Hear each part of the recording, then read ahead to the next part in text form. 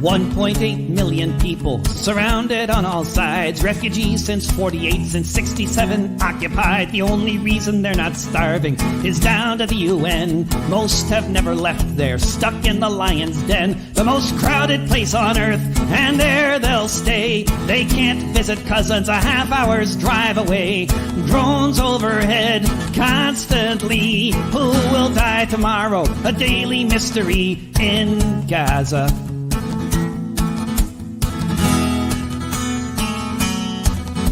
The settlers moved out, fighter jets moved in. In Gaza, there's just no way that you can win. You can't take out a copter with an antiquated gun. You're just a target sitting in the sun, waiting for your death to come raining from the sky, where the end really is nigh. You can hear a sonic boom and see a flashing light every hour of the day, every hour of the night in Gaza.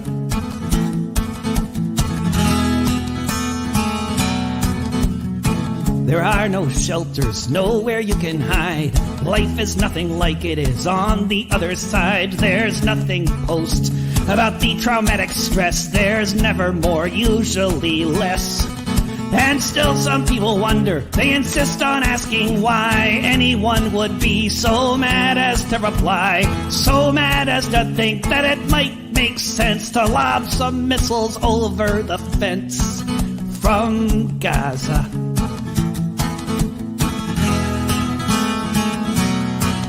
From Gaza.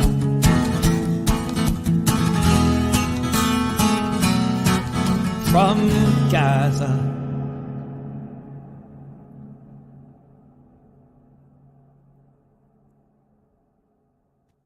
Howdy, folks. Happy New Year. Welcome to Redneck Gone Green. I'm your host, David Cobb. I am the Redneck, and you bet I've gone green, and I'm trying to convince you to do it too. And when we say gone green here on this program, we mean that in a few different ways. The first is deep ecology, and understanding that we are all connected. Not only all humans, but all life itself is interconnected. Whatever we do to the web of life, we ultimately do to ourselves. We're also talking about it from a very specific Green Party, because I know that the leadership of the Democratic Party are fundamentally neoliberalist imperialists. And as the opening song, Gaza by David Rovics, tells us, we know that the neoliberals who control the Democratic Party are committed to empire. They're committed to capitalism. You might be able to extract a small concession or two out of them, but the Democratic Party is never going to be the pathway to the liberation of people and planet that we so desperately need and so richly deserve. Now, that song by David Rovics was actually an old song. So my good pal David Rovics is once again ahead of the curve. Stick around to the end of the program, though, and we've got a special treat for you, and that is an updated song by David Rovics called Song for Gaza. So we'll close out that show with that song. But I also have to share with folks that unfortunately our scheduled guest, Matthew Slaats of the Virginia Solidarity Economy Network, is unable to be with us today. But don't worry, we're going to reschedule him. He will be back. In the meantime, we're going to bring on Jackrabbit, the executive producer, who had some questions. There he is. There's that handsome fella. Jackrabbit, how you doing, man? Hey, man, I'm doing good. Thanks for having me on, David. Yeah. Of course, folks know Jackrabbit is the executive producer. He's really the second half of Redneck Gone Green, although he's from Philly, so the boy's not really a redneck. But you know, we do let him stick around because he's got good redneck sensibilities, because he knows, what I know, and that is that we ultimately are going to have to depend on each other because this system is not getting it done for us. So thanks, man. Yeah, I definitely have some redneck sensibilities for sure. So I am sorry that we couldn't have Matthew on today, but I did want to check in with you about, probably something that the folks watching are also really interested in, which is, David, tell me why are rednecks caring about the solidarity economy? What is it? and why are you putting together the Solidarity Economy Network? Well, thank you so much. And it is true. Matthew Slaats and I are both on the board of directors of the U.S. Solidarity Economy Network. And, when people ask me about that, I always like to start off by reminding folks that the word economy, Jack, it just means management of the household, right? Like that's literally when you translate the Attic Greek for economy, it really means the management of the household. And so, if we understand it that way, then the question is, well, what household do we mean? What are we actually talking about? So what I would say is in the U.S. Solidarity Economy Network and the Solidarity Economy generally, we understand our household to be Mother Earth. That is to say, the entire earth is our home, right? So that's how we think about it. And then the question is, how are we managing our home? Because the current capitalist economic framework is fundamentally about extraction and exploitation, right? And I mean that sincerely. I'm going to take this and break down the definition of capitalism for you. And it goes like this. It's Well, actually, oh, go now, ahead. David, come on now. I don't want you to get too far afield, right? Okay. Like this, we're talking about like the solidarity economy. Like we're living in capitalism, bro. We already got Yeah, that. What the solidarity economy, why we know why capitalism sucks. The people watching Redneck Gone Green are not capitalists, I guarantee you. Or if they are, they're definitely not like attached to it. They don't have their hooks into it. got it. So no, thanks for reeling me in because I was going to define capitalism to then define a new economy, but I'll just jump right into the definition of the solidarity economy framework. At its core, it consists of 5 principles.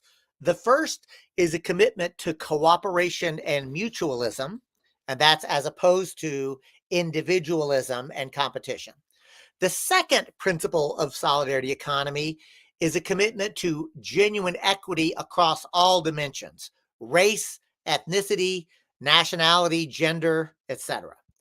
The third principle is a commitment to participatory decision making as opposed to whoever owns the thing gets to decide. The fourth is a commitment to sustainability as opposed to commodity. And then lastly, and this is really important, a commitment to pluralism. And by pluralism, we mean a genuine respect to difference of interpretation and practice based upon local history, culture, socioeconomic conditions. In other words, pluralism means that the solidarity economy is not a fixed blueprint. There's not one size fits all. Instead, it acknowledges that there can be multiple paths to the same goal. The goal is a just, sustainable, compassionate world, but there's lots of different ways to do that. And so there are many different variations of that, but in essence, the solidarity economy framework is something that says we need a new economic system, and these are the principles that our economic system ought to uphold. So, David, can I ask you a question? Like, is there a particular group or organization or network that has these? Like, where do these different principles? Where does this framework come from? Well, it's a great question. The U.S. Solidarity. I often say that the solidarity economy movement is unique because most leftist organizations are theory in search of a practice, right? In other words, like theorists get together and imagine such things, and then they go out and try to create it in the real world. I'll submit to you, Jack, that the solidarity economy is the reverse. It's a practice in search of a theory. In other words, if you take a look at the history, the reality is that the framework that I'm describing is how indigenous people and pre-colonized people have always organized the economy. And even today, what you'll find is multiple examples of organizations, networks, and practices that exist in the real world. And by that, I mean, I'm just going to give you a list of solidarity economy practices by what economists call typology, right? First, if we think about producing goods and services, Let me tell you some solidarity economy practices that already exist. Worker-owned cooperatives, producer cooperatives, community gardens, collectives of the self-employed, unpaid care work. Those are all solidarity economy practices of production. But wait, there's more. Because in economy, economists also talk about distribution and exchange values. Well, I would tell you already that exists fair trade networks, community supported agriculture, complementary or local currency projects, time banks, free cycle or bartering networks. All of those are distribution and exchange models that are examples of solidarity economy in practice. The third typology, consumption.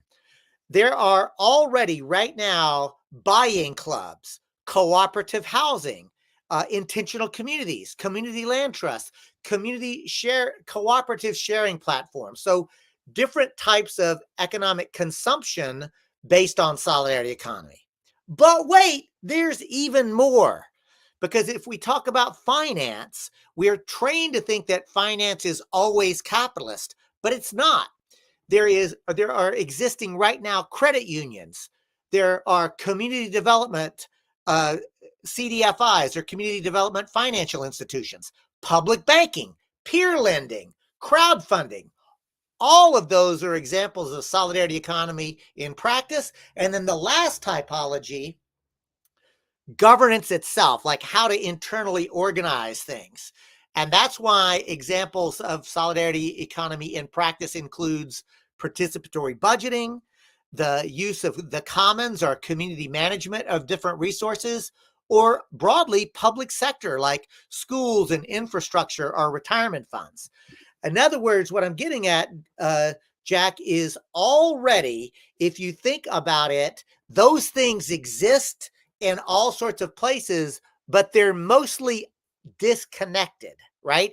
They're happening, but they're not part of a strategic, intentional, deliberate framework to transition to a completely new economy. And that's what the Solidarity Economy Network is about, is how do we take these brilliant, beautiful cooperative examples that are happening all across the US and bring them together in a united movement of movements to create an entirely new economy. Yeah, when you talk about it like that, I mean, it's very exciting. I mean, all these things, like you said, are already happening. I mean, they're so different and varied, as you point out. The idea that you could kind of like bring them together within this network does kind of suggest a lot of power and a lot of potential for change. So we unfortunately aren't going to be able to have Matthew on today, but Matthew's the reason we were going to bring him on is because he is really doing a lot of work with participatory budgeting, right? So maybe we can have a little primer for our viewers about participatory budgeting, so that when we do have Matthew on, they'll be able to kind of like have a jump start for what it's all about and why it's important. Fantastic. And you're right. And folks, we're sorry that Matthew wasn't able to join us, because today, literally January 2nd, was Matthew Slaats' first day at the city of Richmond coordinating the Richmond Participatory Budgeting project. I'll try to do my best, but participatory budgeting is another example of governance of the solidarity economy. In essence, it is a mechanism to put ordinary people in an actual decision-making process about how to allocate either a municipal or public budget through a process of democratic deliberation and decision-making. It basically allows citizens or residents of some locality or even an organization to identify, discuss, and prioritize where public spending should be. And here's the kicker, Jack. It's not just to provide input. A true participatory budgeting process gives them the power to make real decisions about how real money is spent. Yeah, and just to clarify, that is Richmond, Virginia.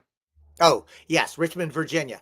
And, and thank you for that. And I also really want to lift up that participatory budgeting actually comes out of the Brazilian Workers' Party in the 1980s. And it's an example, again, where if you have an electoral party that actually has genuine little d democracy at its core, it can be a springboard.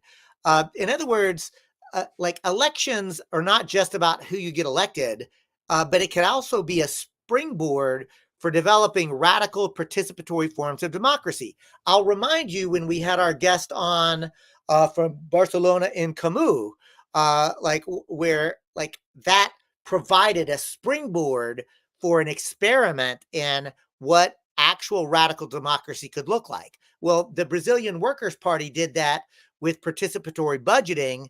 The first full participatory budgeting process anywhere in the country was in Porto Alegre, Brazil in 1989. Now, Porto Alegre is the capital city of Rio Grande do Sul. It's a industrial center. At the time, the population was a little over 1 million people.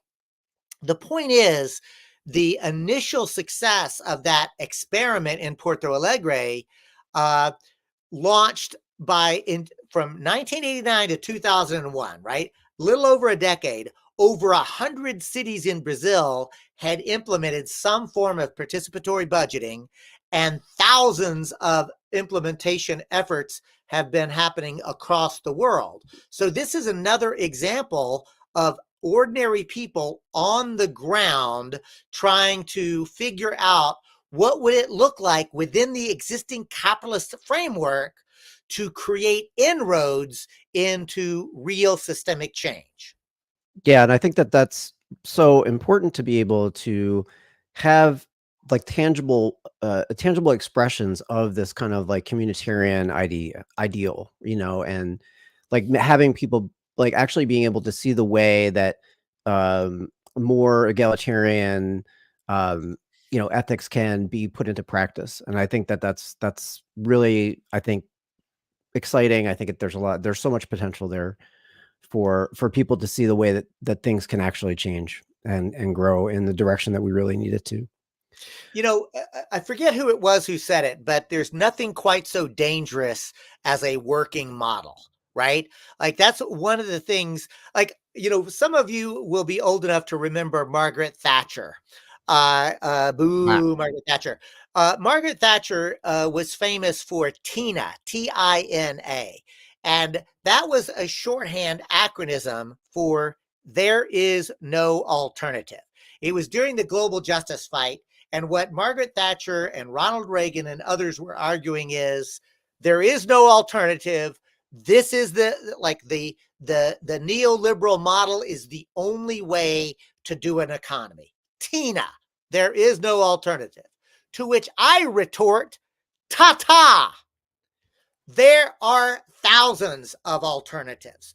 We're not allowed to talk about them on the corporate media, but there are so many examples of people meeting their needs in a communitarian way, in a collective way. And Jack, you and I met during the Occupy movement, right? Yep. And one of the things that was amazing about Occupy was ordinary people coming together, occupying public space, but engaging in discourse and imagining, how do we feed ourselves? How do we clothe ourselves? They were literally mini experiments in autonomy.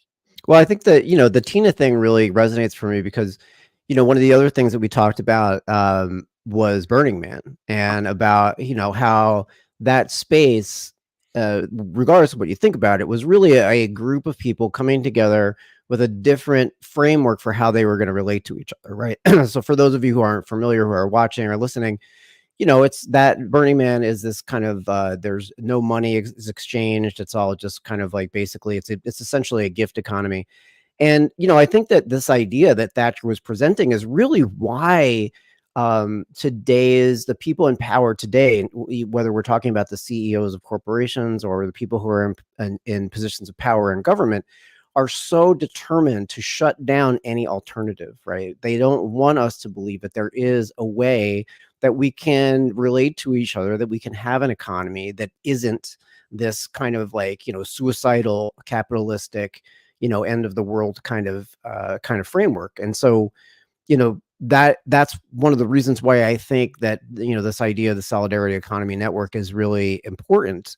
But I think that what makes it important is the fact that it can reach to people to show them that there is a way for them to engage directly in ways that benefit themselves. I think that's the idea of I'm sorry, how did you put it? An ideology in search of a practice versus a A practice in theory in search of an search of a practice. Right, right, and I think that's so important because I think I think that, what amazed me, one of the reasons why I got on board with the Bernie campaign was because it was so amazing to see so many people excited and mobilized by this like cranky old guy from Vermont, just because he had a couple kind of cool ideas, like, and it really did show us that there is so much eagerness and excitement about alternative ways of approaching, this crazy world that we're living in, and so,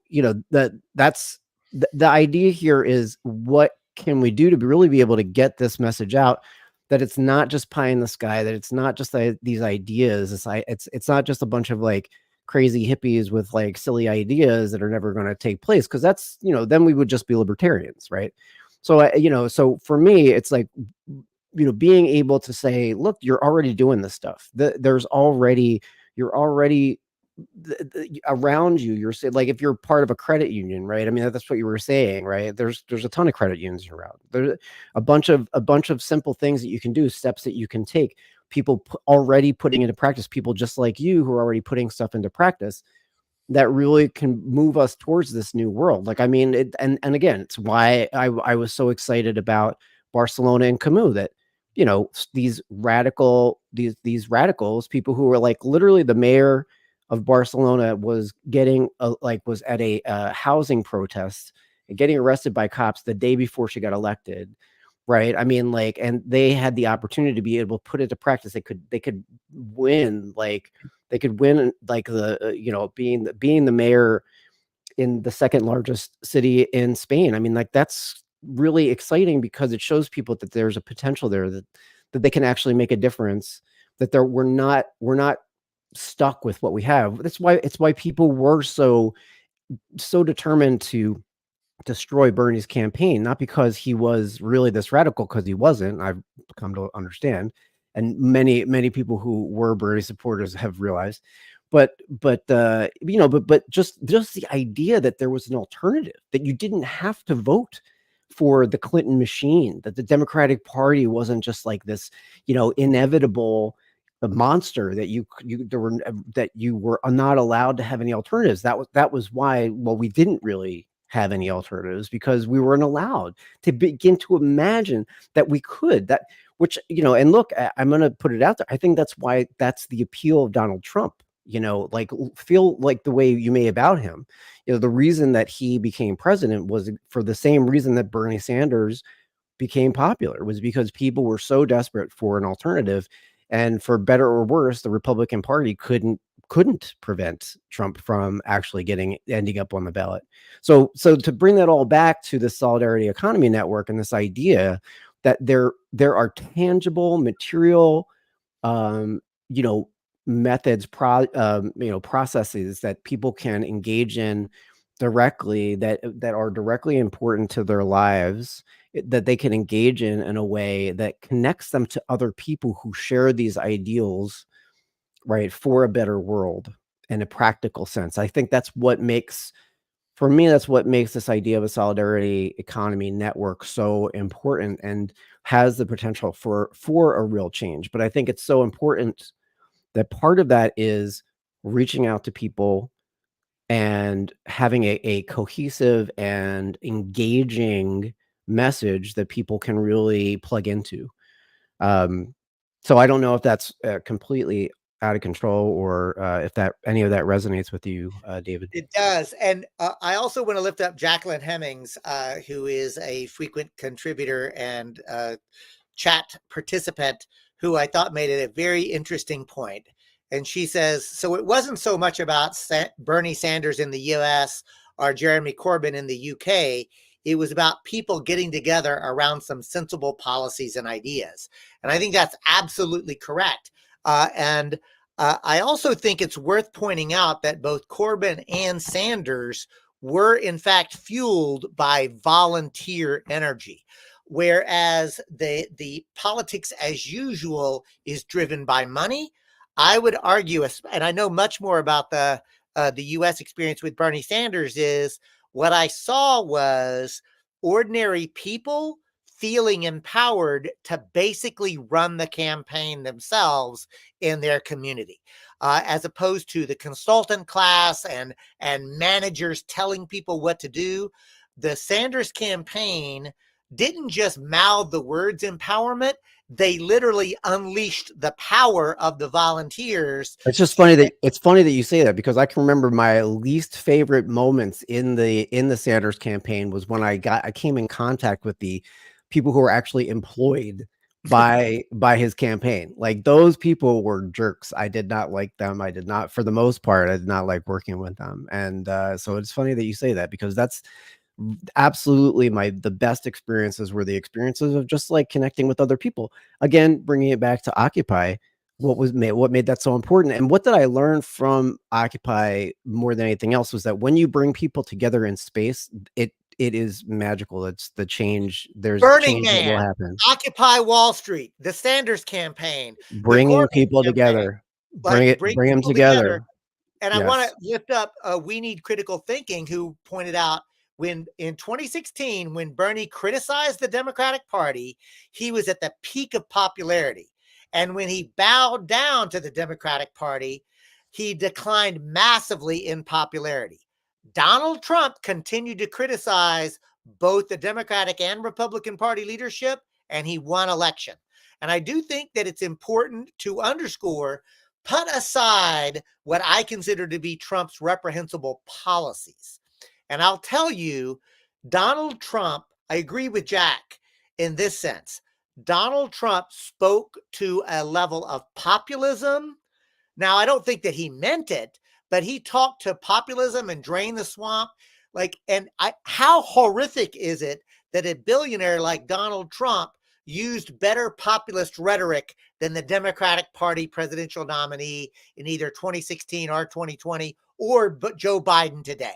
Like, Well, I this don't think is it's that. outrageous. I don't think it's that outrageous. I don't think it's outrageous at all. I think that it's the state of our current society. I mean, I think it's a natural outcome of people's discontent, their dissatisfaction with the status quo. I mean, that's all it is. I mean, I think that's what happened with Bernie. I think that's what happened with Donald Trump. And I think that, you saw that the only way in 2020 that Bernie was kept out was by a bunch of manipulation and scheming behind the scenes. It was like people were still, despite the fact that Bernie like turned around as soon as in 2016, as soon as he failed his campaign, he turned around and started campaigning for Clinton, and he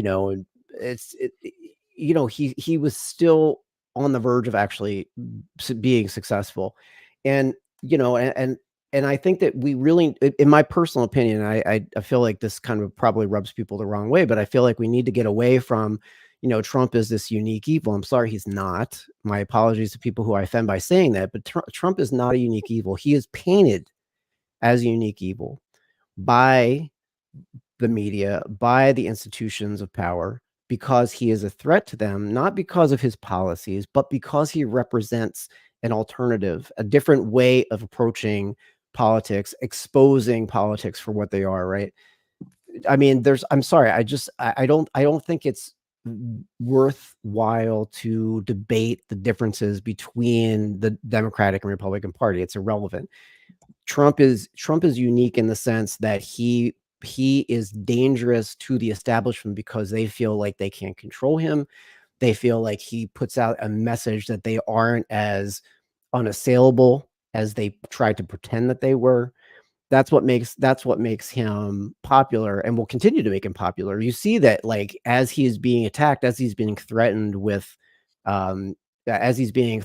jail time, he's growing in popularity with the Republican base. I mean, it's not because of his policies. It's because he is a foil to the establishment. And again, this is why, to bring it back to the solidarity economy, this is why I think it's so important, because I think if we can share with people that there's an alternative, people are desperate for a real tangible alternative to the miserable state of affairs that we have today. Well, look, Jack, you and I do have we have some similarities, but we also have some differences. I definitely believe that Donald Trump is a populist. I also think he's an authoritarian and a narcissist. And I think he's incredibly dangerous. But I also think that he is a challenge to like the established powers that be. But unlike Bernie Sanders, like, look, let's look at the difference between the policies that Bernie Sanders advocated versus the policies that Donald Trump advocated. They were both absolutely threats to the established order, but Bernie Sanders calls for universal health care, relaxed immigration issues, protecting a woman's right to choose. I mean, like, those policies are fundamentally different than Donald Trump's policies. Sure, but it's not about it. But again, this is kind of like, I mean, I feel like we might be missing each other on this, because it's not about his policies, and it's not about Bernie's policies. It's about the alternative, right? To bring it back to what you were saying about Margaret Thatcher and her insistence that there were no alternatives to the horrifying and anti-human economic system that she was championing, is that these are just alternatives. It's not necessarily the quality of the alternative, right? This is and that's the danger here, is that for that this is why the left is failing, is because the left doesn't have a viable alternative, right? Whereas like Trump showed himself to be a viable alternative. He made it to he made it to the he made it to the actual election and gave himself an opportunity to be elected, and was successful in that way, right? So I'm not trying to say in any way that their politics are the same. Obviously they're not, right? It's the issue here is that people are so thirsty for a real tangible alternative that they can sink their teeth into, that they can actually do something about.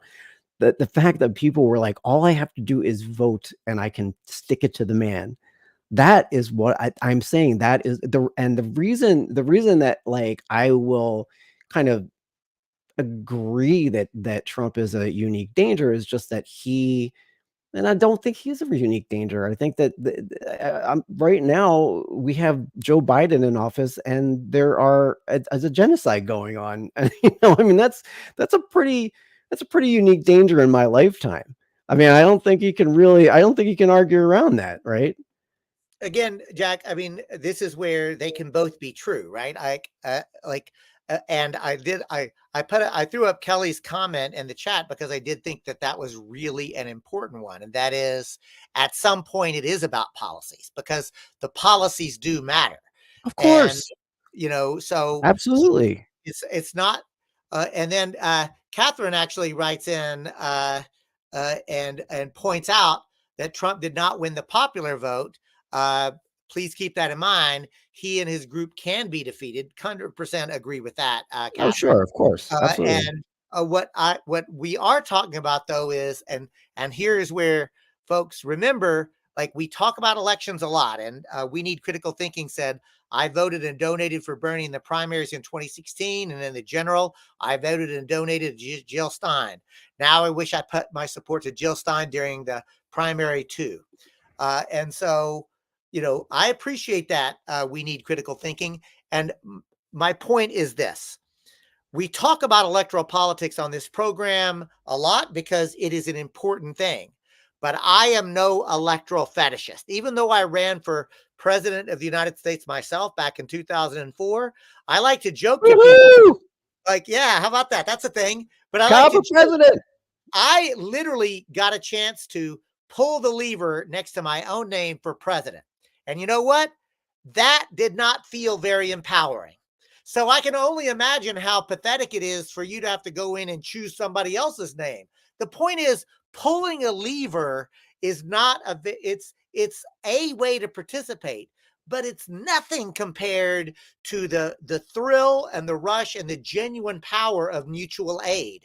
There's nothing quite like collectively coming together and building a new alternative, building an institution that actually meets people's needs. And so, yes, I engage in elections, and stay tuned, folks, because I'll be telling y'all about Build and Fight in the coming months. So I absolutely believe in electoral politics, but I'm no electoral fetishist.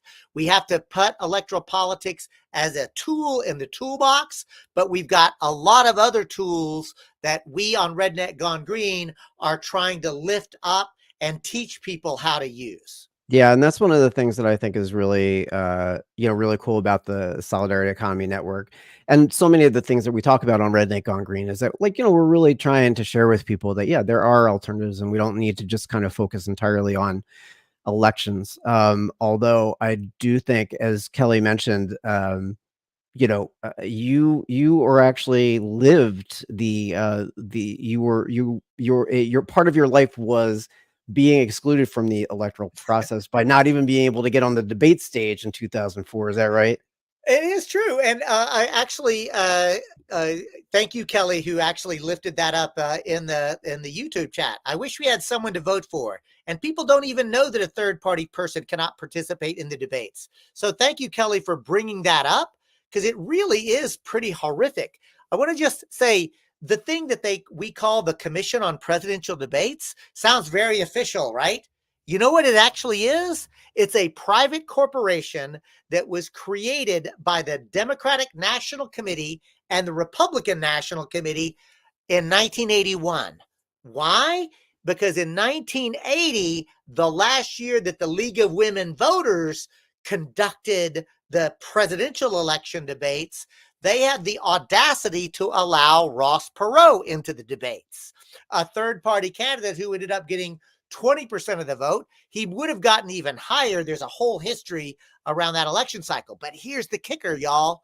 The Democratic National Committee and the Republican National Committee got together, took the presidential debates away from the nonpartisan League of Women Voters, and said, we're going to do it ourselves from now on, and have created barriers to make it virtually impossible for anybody but a Democrat or Republican to actually get on that debate stage. And I and Libertarian candidate Michael Badnarik in 2004 we were arrested in St. Louis, Missouri, when we had the audacity to try we literally had legal show cause papers to say, we want you to force you to show cause on why two candidates who were on enough ballots, we jumped through all of the damn hoops to get on enough ballots to be elected president of the United States by the Electoral College. Why are we not on this stage? And they arrested us for it. There you have it, folks. David Cobb putting himself on the line for democracy. So listen, I just want to point out that the reality is that, and I'm going to conclude with this because I want to make sure that that we make it a point to bring Matthew Slaats back to talk about the solidarity economy. But since we're talking about electoral politics, I want to be clear. I believe that there is a role for electoral politics, and it's an important one. But I am a peaceful revolutionary. I want to restructure society. And I think I have the recipe for how you actually make transformational systemic change. And it comes out of my study of U.S. history. Now, I want to be clear. It's easy to describe, but really hard to do. But I'm just going to describe the multiple three-stage process to make systemic change. The first, most important one is you have got to have a mass movement of ordinary people, a movement of people who are conscious, who are politically educated, and who have a shared understanding of the world that they're living in and what the systemic change that they want. They need a vision that is different, right? So that's the first thing. You need a mass movement of politically conscious, educated people who have a shared vision for a different world. Step two, you need an electoral arm of that mass movement at the ballot box to advocate for the policies and principles, but also to represent the aspirations of that mass movement. And when you put those together, you have the opportunity for systemic change. And the last point is this. I'm a third party activist or an alternative political party activist, not out of naivete. I think it's naive to think that we'll get systemic change out of the two-party system, because I'm going to give you a list of what third parties, so-called third parties, what I'll just call alternative parties, have championed at the ballot box, right? Are you ready for this list? Listen to this. Every one of these, by the way, policies initially advocated by alternative political parties, fought against by the existing two parties, ultimately became policy. Ready? The abolition of slavery. Women getting the right to vote. The creation of the Social Security Administration. Unemployment insurance. Workers' compensation laws. Pure food and drug laws. Ending child labor. The direct election of the United States Senate. For goodness sakes, folks, the entire fabric of what we today would consider the bare damn minimum for a decent and just society, that society was woven together issue by issue by alternative political parties. Alternative political parties who did their work when they were called naive and unrealistic. Alternative political parties who did their work when they were called dangerous un-Americans. And alternative political party advocates who did their work when they were called spoilers. So today, if we want to live in a new society, not just talk about, but actually live in a society that will say access to health care and adequate housing is a human right. If we want to live in a society that will guarantee a living wage, that everybody has meaningful, productive work and will be paid a fair wage in order to have that. If you want to live in a society that will dismantle the World Trade Organization and the World Bank and the International Monetary Fund, if you want to live in a world that will begin to transition off of the insane fossil fuel industry that is causing climate chaos and transition to sustainable alternative energy, if we want to live in that world, we've got to build it ourselves, and that means building the solidarity economy, and it means engaging in electoral politics and voting for the kind of people who are championing that as well. Thanks, David. I feel inspired. That was pretty good. Thank you so much. And listen, y'all, thank you so much for joining. We apologize that Matthew Slaats is not able to join us. He's already promised he is going to come back. And Jack, I hope you got David Rovick's teed up Song for Gaza, because I think it's important that we keep talking about Gaza and the genocide that's happening there, that the U.S. government is advocating. Hit it.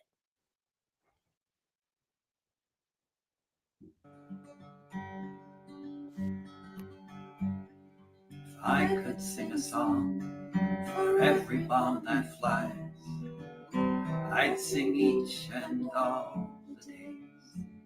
If there were to be a verse for every dying child's cry, for every helpless father's gaze, if I could write a love letter to each corpse as it's carried, I'd never still my pen. If I had to stop a moment for each one as it's buried, I'd never move again. And the stocks are going up somewhere in America.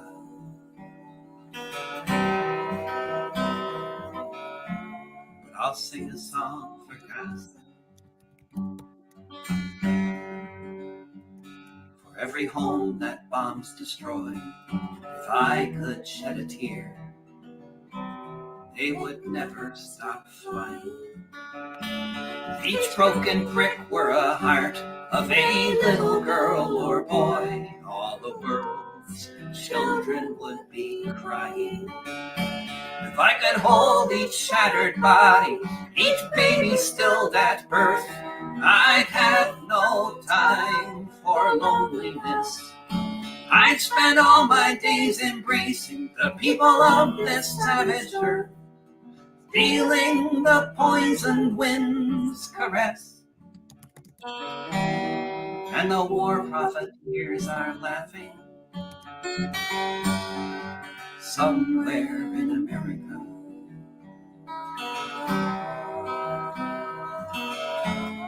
I'll sing a song for Gaza.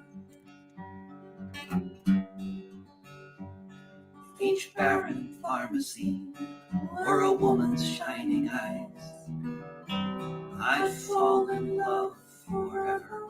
If each bombed out hospital were a factory in disguise, wouldn't that be clever? But bricks are only bricks, and dust is only dust, and death is all around. Each minute another missile falls, and sometimes the only thing to trust is the shaking of the ground. They're loading up the warplanes somewhere in America.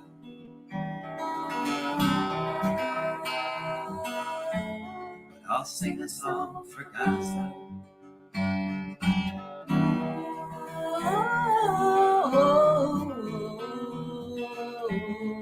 Sing a song for Gaza. Thanks, folks. That was David Rovics, Sing a Song for Gaza. Thank you so much for joining us today, and we'll see you next week. Peace.